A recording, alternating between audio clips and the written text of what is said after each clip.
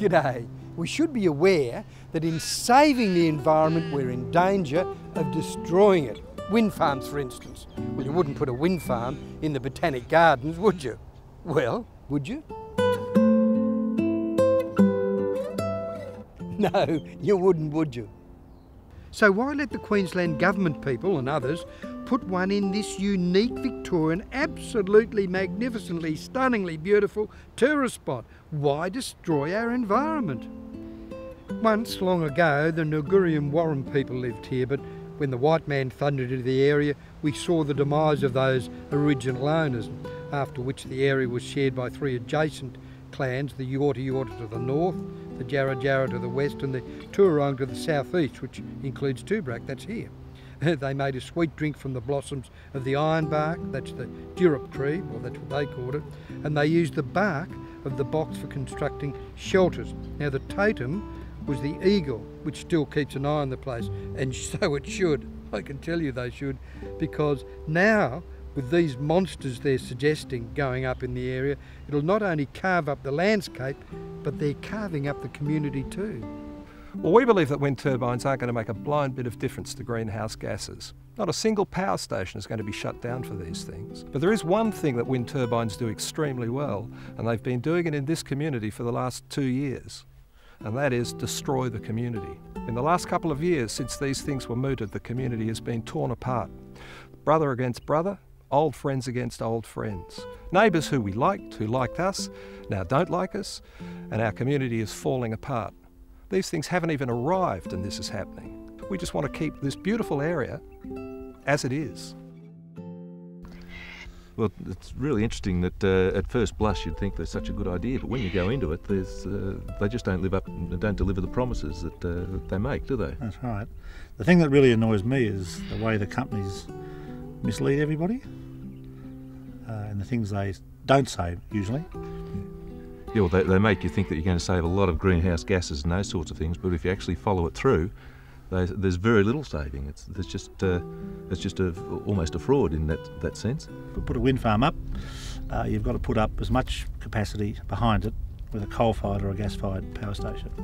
That basically means that at the end of the day they contribute diddly squat to greenhouse gas. So where do they intend to put them here, Peter? Well, if you look straight behind me, on the top of that big hill over there, you'll see a testing tower, which I think is about 70 metres high, and the top of that will be the middle of the turbine. So you've got something as high as the Sydney Harbour Bridge or something, or several of them sitting over on that hill. Really, MCG light towers all across the hill there. That's right. That'd be devastating. Or with a red light on top blinking away during the hours of darkness. And that's without the noise. Yeah.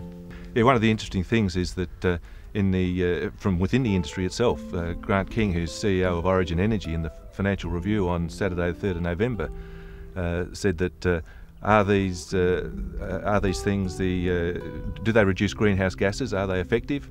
No. That it's only because they're mandatory that they're used, and that they're crowding out other better alternatives.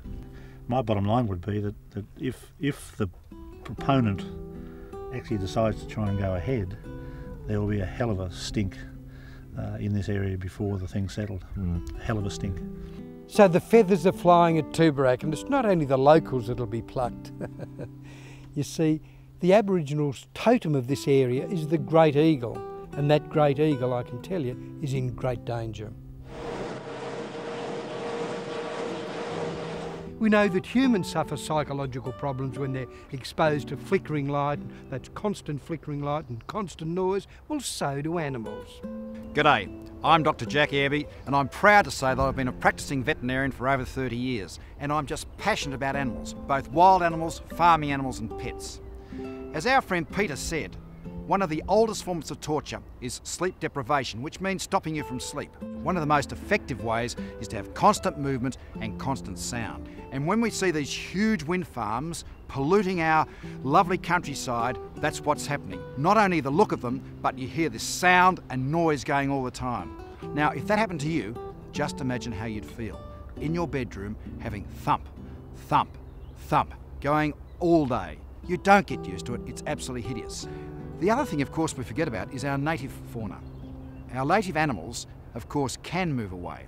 They have to, because the sound disturbs them. So what to do? They go. And of course there's nowhere for them to go now, because we, in our wisdom, have taken away all the grazing lands. We're making more and more roads. It's just an absolute disaster. So from an animal welfare point of view, wind farms are a very, very bad option.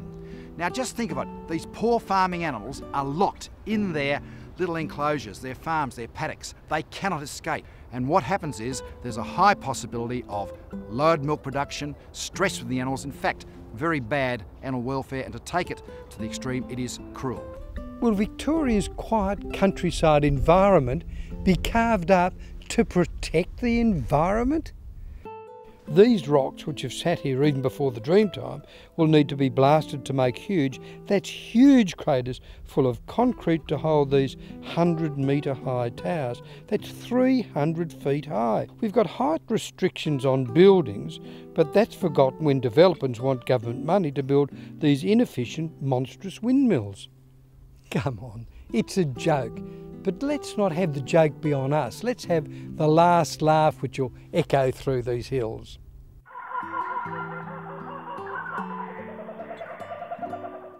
Oh, and before you go, our scientists and technologists keep coming up with new methods of creating electricity. So I believe that even before these monsters take over the landscape, we've got more efficient, much more efficient ways of producing electricity, and without destroying our state.